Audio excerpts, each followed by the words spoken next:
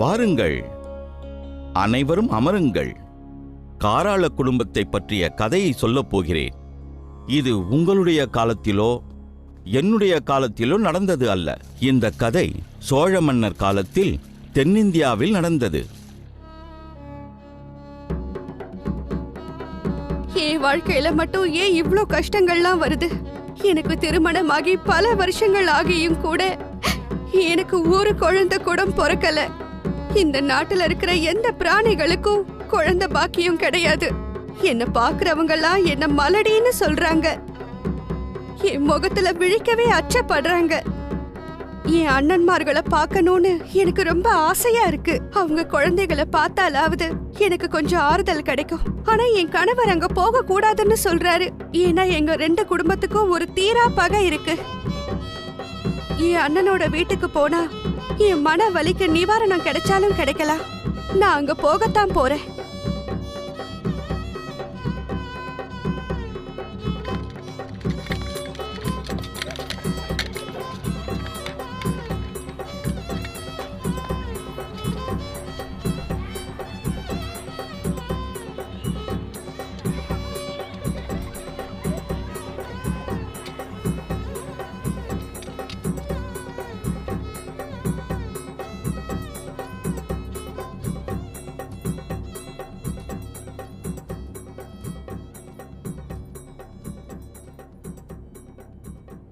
தாமரை, நமக்கு குழந்தை இல்லங்கிறது இந்த ஊருக்கே தெரியும். இந்த நிலைமையில நீ உங்க அண்ணன் வீட்டுக்கு குழந்தை இல்லாம போனா உன்னை எல்லாரும் மலடின்னு சொல்லுவாங்க. அதுக்கப்புறம் உன்னை அவமானப்படுத்துவாங்க, வீட்டுக்குள்ளே சேர்க்க மாட்டாங்க. இந்த மாதிரி அவமானம் உனக்கு ஏற்பட நான் ஒருபோதும் சம்மதிக்க மாட்டேன். அதனாலதான் சொல்றேன், நீ அங்க போக நான் அனுமதிக்க மாட்டேன். என்ன செய்வேன்? என் கணவர் இப்ப ரொம்ப கோவமா போறாரே. பரவாயில்ல, கொஞ்ச நேரத்துக்கு அப்புறம் நான் உத்தரவு வாங்கிக்கிறேன். இத்தனை வருஷத்துக்கு அப்புறம் எங்க அண்ணன் வீட்டுக்கு நான் போறதால நிச்சயமா அவங்க என்ன வரவேற்பாங்க. ஆனா நான் அங்க போகும்போது வெறும் கையோட போக கூடாது. ஏதாவது பரிசு வாங்கிட்டு தான் போகணும். சேவகா,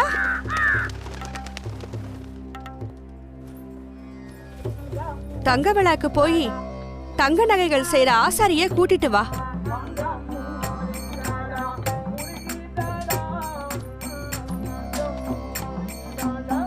இத பாருப்பா, எனக்கு அழகான தங்க நகைகளை செஞ்சுதா.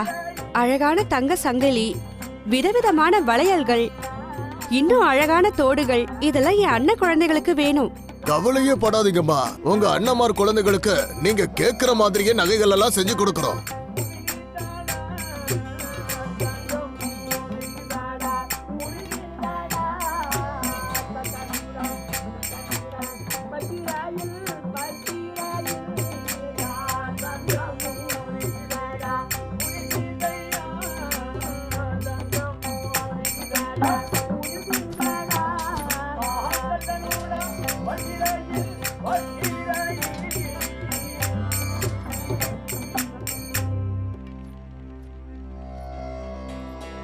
நான் வாழவந்தியில இருக்கிற என் அண்ணன் வீட்டுக்கு போக போறேன். என் கூட 2 ஆண் வேலைக்காரங்களும் உதவிக்கு ஒரு பெண்ணும் தேவை. உடனே ஏற்பாடு பண்ணு.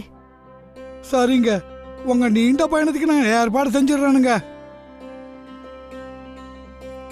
என்னங்க? ஓ, என்னங்க? என்னாச்சு? என்ன வேணும்?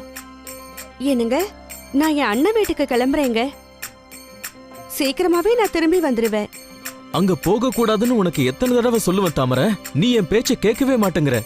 நீ போய் தான் ஆகணுமா? ஆமாங்க, நான் அங்க சீக்கிரமா போயிட்டு சீக்கிரமா திரும்பி வந்துருவேன். தாமரை, ஒரு விஷயத்தை ஞாபகம் வச்சுக்க. உனக்கு அங்க ஏதாவது நடந்தா மறுபடியும் இந்த அரண்மனையில உன்னை ஏத்துக்க மாட்டேன். எனக்கு அங்க போக உரிமை இருக்குங்க. நான் என் சொந்த அண்ணன்மார்கள் வீட்டுக்கு தான் போறேன். நான் சொல்றத நீ கேட்கவே மாட்டேங்கிறல்ல? போ, என் முகத்திலே முழிக்காத. திரும்ப வராத. அங்க போனா நிச்சயம் உனக்கு பிரச்சனை வரும்.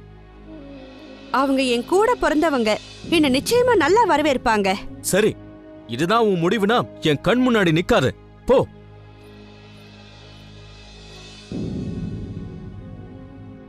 சொல்றத நல்லா கேளுங்க.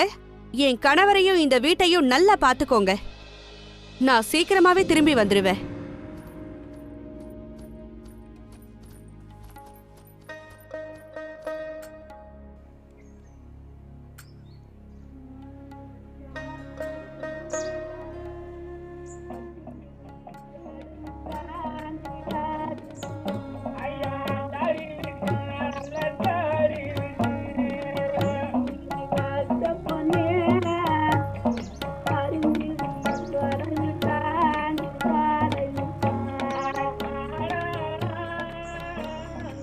இத பாருமா, எனக்கு ரொம்ப தாகமா இருக்கு. பக்கத்துல எங்கேயாவது குடிக்க தண்ணி இருந்தா உடனே எடுத்துட்டு வா.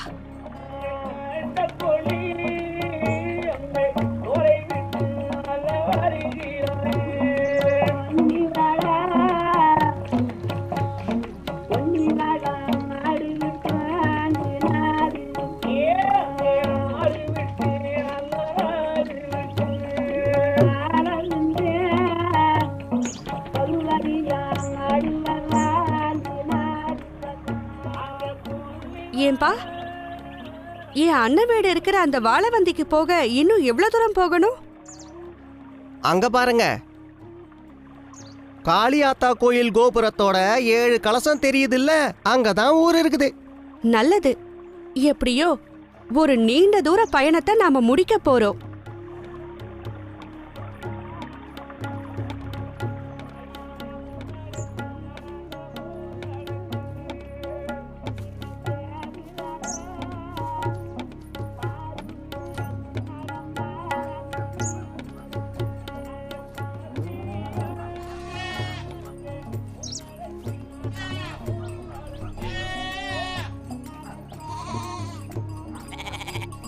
தாமரையும் அவளது வேலைக்காரர்களும் வாழவந்தியில் உள்ள விநாயகர் கோயிலை நெருங்கிவிட்டனர். நீண்ட தூரம் பயணம் செய்ததால் அனைவரும் களைப்பாக இருந்தனர். வணக்கம். இந்த கிராமத்துல உங்களை புதுசா பாக்குற. எங்கிருந்து வரீங்க? நாங்க காவேரி ஆறு பாயிர பொன்னிவளா நாட்டிலேருந்து வந்திருக்கோம். இங்க எதுக்காக வந்திருக்கீங்க? இந்த வாழவந்தியில இருக்கிற 2 அரசர்களை பார்க்க வந்திருக்கோம். அவங்கள பத்தி உங்களுக்கு ஏதாவது தெரியுமா? என்ன கேள்வி இது? எனக்கு அவரை நல்லாவே தெரியும். அவர் வயல்ல தான் நான் வேலை செய்யறேன். இவங்க தான் தாமரை கவுண்டச்சி, பொன்னிவளா அரசரோட மனைவி. இவங்க அண்ணன்மார்களை பார்க்க வந்திருக்காங்க. அரண்மனைக்கு நாங்க எப்படி போகணும்னு சொல்லுங்க. அதோ அந்த சின்ன பாதை வழியா போனீங்கன்னா நேரா அரண்மனை வாசலுக்கு போய் நிப்பீங்க.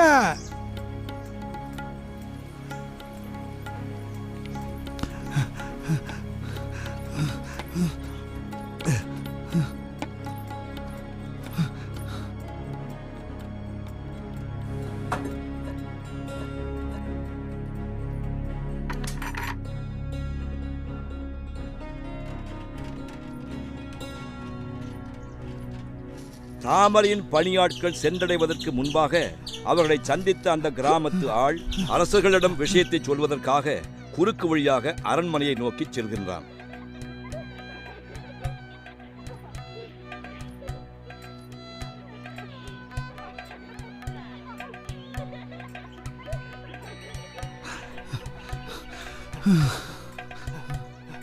என்னாச்சு? ஏன்பா இப்படி தலை தெறிக்க ஓடி வர? என்ன நடந்ததுன்னு சொல்லு. சில வெளியூர்காரங்களை நம்ம பிள்ளையார் கோயிலுக்கிட்ட பார்த்தேன். அவங்க பொன்னிவளா நாட்டில இருந்து வந்திருக்காங்களா. அவங்க கூட ஒரு பணக்கார பொண்ணு ஒருத்தி இருந்தா. அவங்க பேரு தாமரை கவுண்டச்சியா. உங்க கணவன்மாரோட தங்கச்சின்னு வேற சொல்லிக்கிட்டா. அவளோட அண்ணன்மார் 2 பேர்கிட்டையும் பேசணுமா. அதனால எங்கிட்ட அரண்மனைக்கு அவ தான் வழி கேட்டா. ஆ, இப்பதான் ஞாபகத்துக்கு வருது. இவங்களோட தங்கச்சி கல்யாணம் பண்ணிக்கிட்டு பல வருஷங்களுக்கு முன்னாடியே இந்த ஊரை விட்டு போயிட்டாங்க. திரும்ப இந்த ஊருக்கு வரவே கூடாதுன்னு உத்தரவு போட்டிருந்தாங்க. எங்களுக்கு கல்யாணம் ஆகி பல வருஷத்துக்கு அப்புறமா தான் தெரிஞ்சது அவளுக்கு இன்னும் ஒரு குழந்தை கூட பிறக்கலன்னு. ஆ, நம்ம குழந்தைங்கள சில பேரை தூக்கிக்கிட்டு பொன்னிவளா நாட்டுக்கு போயிடலான்னு திட்டத்தோட வந்திருக்கா.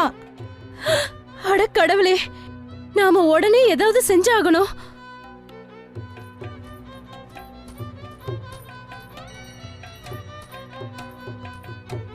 என்னங்க, நாம சீக்கிரமா நம்ம குழந்தைகளை எங்கேயாவது மறைச்சு வைக்கணும். ஏன் இந்த மாதிரி நம்ம செய்யணும்? உங்க தங்கச்சி தாமரை இங்க வந்திருக்காளாம். ஏன்னா அவ நம்ம குழந்தைகளை கடத்தி அவ பொன்னிவளா நாட்டுக்கு கூட்டிட்டு போயிடுவான்னு ரொம்ப பயமா இருக்குங்க. ஏன்னா அவ மலடியா இருக்கால, அதனால தாங்க எனக்கு ரொம்ப பயமா இருக்கு. ஏதாவது செய்யுங்க. கல்யாணம் பண்ணிக்கிட்டு பொன்னிவளா நாட்டுல இருக்காளே உங்க தங்கச்சி, அவள உங்களுக்கு ஞாபகம் இருக்கா? அவ சாப கொடுத்தே மத்தவங்கள அழிச்சிடுவா. எங்களுக்கு தெரியும், சிவபெருமானோட அருளால தான் எங்க தங்கச்சி பிறந்தா. எங்க அம்மா பெண் குழந்தை வேணும்னு தவம் இருந்ததால சிவனோட அருளால இவ வந்து பிறந்தா. அவ குழந்தை குட்டி இல்லாம இன்னமும் மலடியாவே இருக்கா.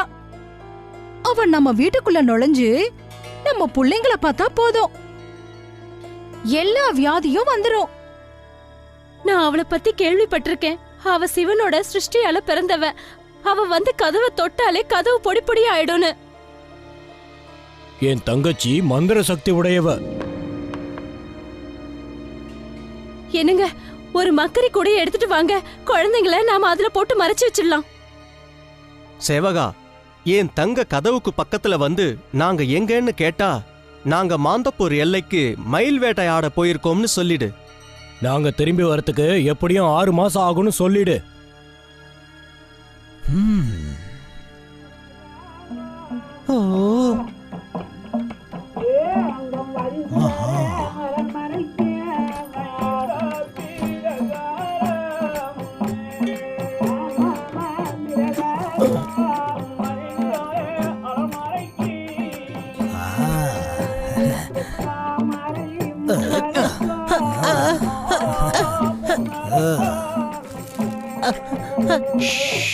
அமைதியா இரு.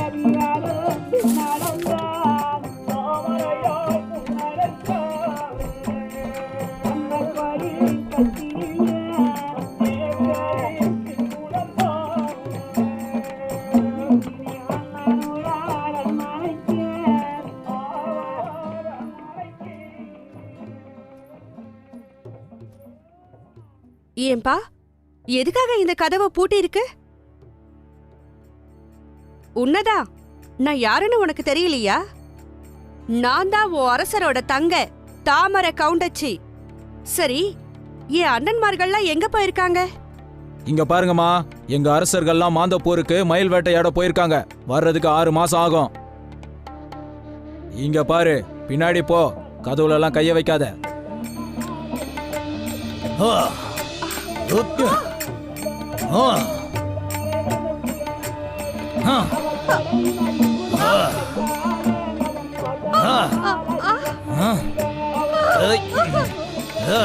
இறைவா, மாயவா, பூமி பாலகா, என்ன காப்பாத்து.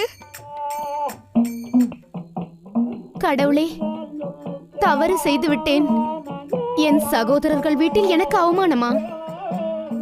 எனக்கு மட்டும் ஏன் இப்படி நடக்கிறது? என் கணவரின் பேச்சை கேட்டிருக்க வேண்டும். நான் அவரின் வார்த்தையை மதிக்கவில்லை. நான் அவரின் வார்த்தையை கேட்காமல் என் சகோதரரின் வீட்டுக்கு வந்தது தவறுதான். நான் அதற்கான தண்டனையை அனுபவித்து விட்டேன்.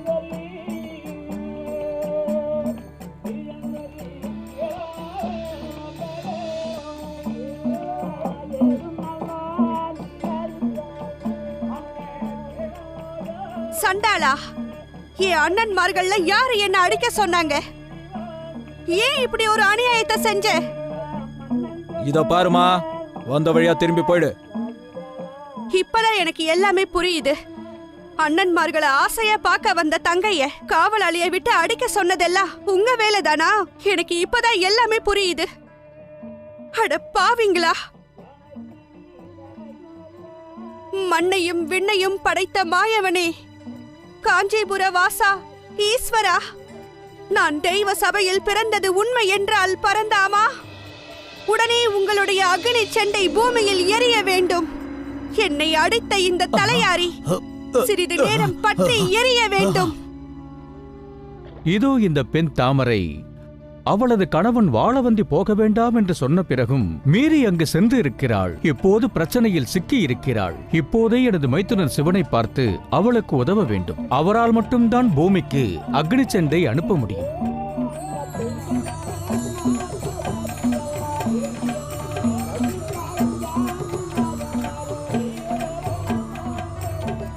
ஓ மைத்துனரே, உங்களை தொந்தரவு செய்யும் எண்ணத்தில் வரவில்லை. பூமியில் தாமரைக்கு அக்னி செண்டு உடனே வேண்டும். தாமரையின் அண்ணன் ஆளை வைத்து அவளை அடித்திருக்கிறான். அவர்களை பழிவாங்க உடனே அக்னி செண்டை அனுப்பி வைக்க வேண்டும். நான் அக்னி செண்டை பூமிக்கு அனுப்புகிறேன். இனி என்னை மீண்டும் தொந்தரவு செய்யாதீர்கள். நான் என் தியானத்தை தொடர வேண்டும். அது உங்களுக்கே தெரியும். இந்த உலகமே என்னை நம்பித்தான் உள்ளது.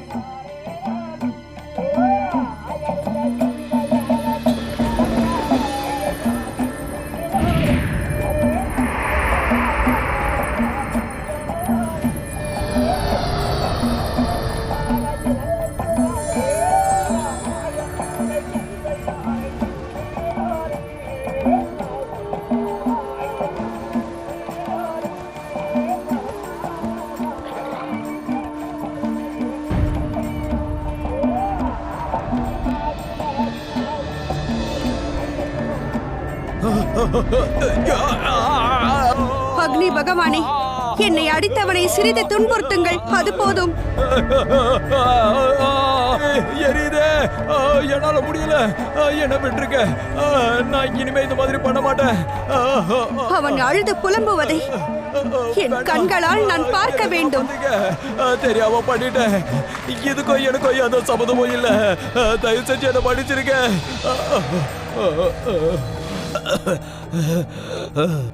ஆத்தா, தயவு செஞ்சு என்ன மன்னிச்சிருக்க. உங்க அண்ணன்மார்கள் சொன்னதை தான் நான் செஞ்சேன்.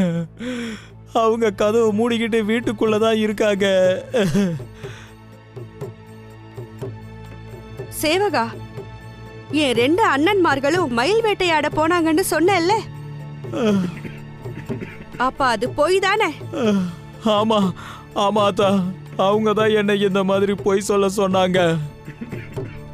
ஆத்தா, அவங்க தான் என்னை இந்த நிலைமைக்கு ஆளாக்கிட்டாங்க. தயவு செஞ்சு என்ன மன்னிச்சிருக்க. சகோதரா, நீதான் என்னை அடிப்பதற்கு ஆள் அனுப்பினாயா?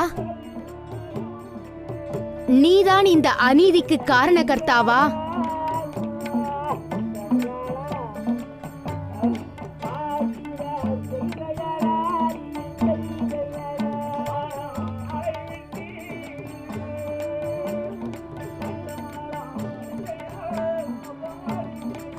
சண்டாளர்களா, உங்கள் அழகான அரண்மனையை விட்டு நீங்கள் நாடு கடத்தப்படுவீர்கள். உங்கள் பிள்ளைகள் எல்லோரும் உங்கள் கண் முன்னே மடிந்து போகட்டும். இது ரொம்ப அநியாயம். உங்கள் கண்ணார காண ஒரு பிள்ளை கூட இல்லாமல் போகட்டும். உங்களுக்கு கொள்ளை வைக்க ஒரு மகன் கூட இருக்க மாட்டான். அப்படி சொல்லாத. உங்களுக்கு 7 தலைமுறைக்கும் வாரிசே இல்லாமல் போகட்டும். நீங்கள் எனக்கு இழைத்த அநியாயத்திற்கு இதுதான் தண்டனை.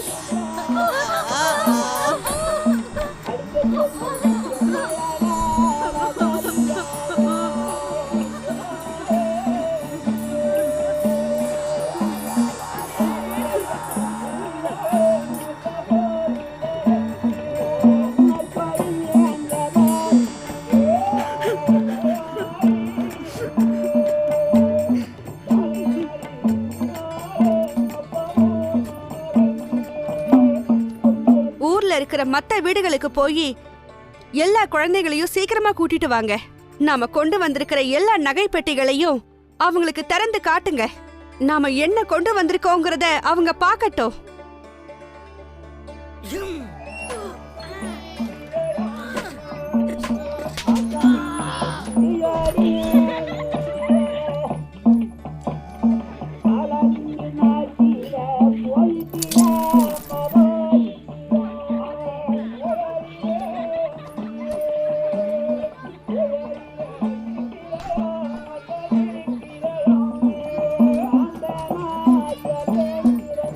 வாழவந்தி குழந்தைகளா, இங்க இருக்கிற எல்லா நகைகளையும் எடுத்துக்கோங்க.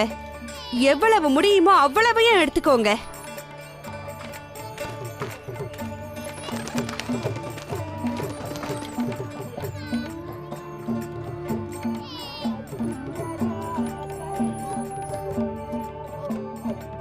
இத பாருப்பா, நீ கல் கொத்தனார்களை பார்த்து ஒரு முக்கியமான வேலை இருக்குன்னு சொல்லி உடனே அவங்களை இங்க கூட்டிட்டு வா. இத பாருங்க, எனக்காக நீங்க 2 பெரிய கற்களை வெட்டி எடுக்கணும். ஒவ்வொரு கல்லும் 4 அடி நீளத்திலையும் 2 அடி அகலத்திலையும் இருக்கணும்.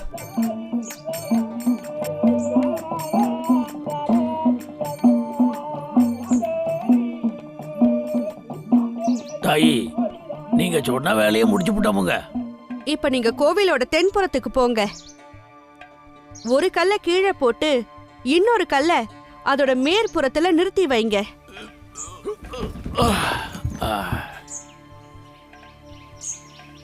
ஓ காஞ்சிபுர வாசா, நான் தெய்வ சக்தியில் பிறந்தது உண்மை என்றால் 2 கற்களும் ஒன்றோடு ஒன்று சேர்ந்து அப்படியே நிற்க வேண்டும். இந்த நினைவு சின்னம் தானாகவே நிற்க வேண்டும். கொத்தனார்களே, உங்களுக்கு எழுத தெரியுமா? தெரியுமுங்க, கல்லுலயே செதுக்கிடுவோமுங்க. அப்படின்னா நான் சொல்றதை இதுல எழுதுங்க.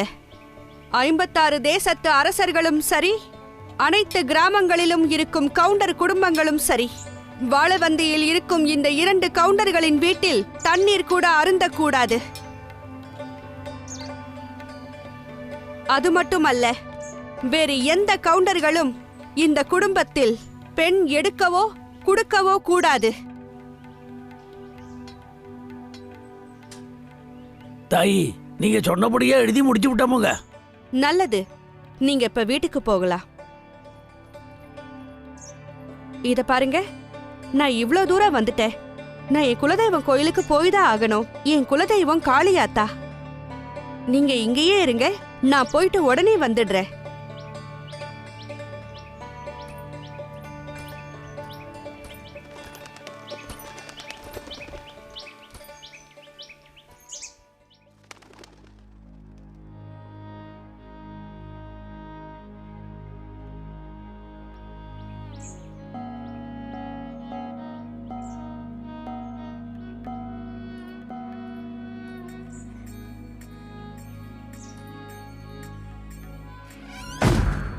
ஓ காளியாத்தா, நான் என் பிறந்த வீட்டுக்கு வந்து அடை உத வாங்கினதுதான் மிச்சம்.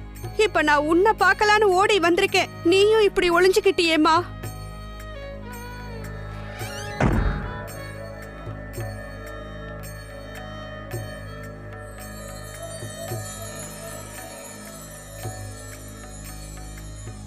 பெண்ணே தாமரை, நீ பொன்னிவள நாட்டிலிருந்து இங்கு வந்தது எனக்கு தெரியவே தெரியாது.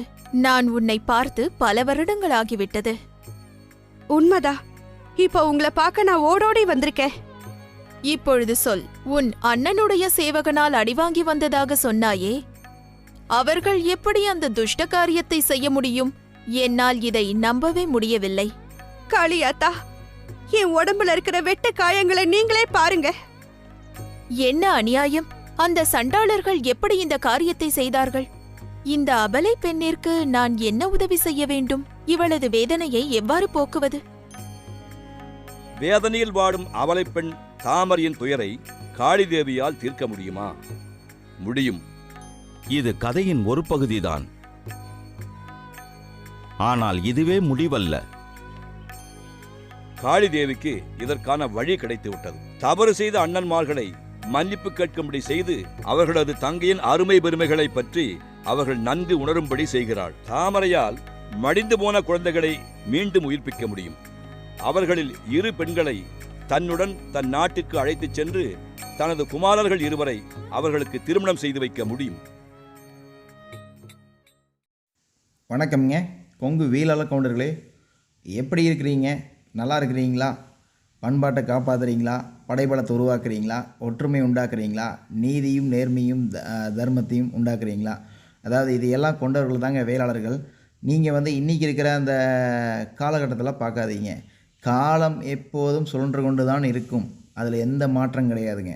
ஆனால் காலத்தில் நீதியையும் நேர்மையையும் தர்மத்தையும் ஒழுக்கத்தையும் பண்பாட்டையும் கொண்ட ஒரு வேளாண் குடியில் பிறந்த வேளாளர்கள், வேளாண்மையை தெய்வமாக வணங்கக்கூடியவர்கள், வேளாண்மையை முதன்மை தொழிலாக கொண்டவர்கள், உலகுக்கே உணவளிக்கும் வேளாளர்கள். இந்த வேளாளர் குடி தானுங்க இந்த தமிழ் குடியின் அடையாளங்கள், அடையாள வேர்களே இவங்க தான். அதாவது வேளாளர் குடி இன்றைக்கி காலம் காலமாக நன்றாக வாழ்ந்த வேளாளர் குடி இன்றைக்கு மருத்துவமனைக்கும் மலட்டுத்தன்மைக்கும் தன்னோட மண்ணை இழந்து நிற்பது நீங்கள் தேர்ந்தெடுத்த அரசு, அந்த அரசு இந்த தமிழ் குடியை அழிக்கக்கூடியது. திருந்துங்க. அது மட்டும் இல்லாமங்க, காணி நிலமாவது இருக்க வேண்டும் வேளாண் குடிக்கு. காசு இருக்கலாம், பங்களா இருக்கலாம், பைக் இருக்கலாம், கார் இருக்கலாம். ஆனால் காணி நிலம் உடையவர் மட்டும்தான் அந்த வேளாளர் பெயரை பயன்படுத்த முடியும். காணி நிலமே இல்லைன்னா அந்த வேளாளர் பெயருக்கு அர்த்தமே கிடையாதுங்க. வேளாளர்னா என்ன அர்த்தம்? காணி நிலம் கொண்டவர்.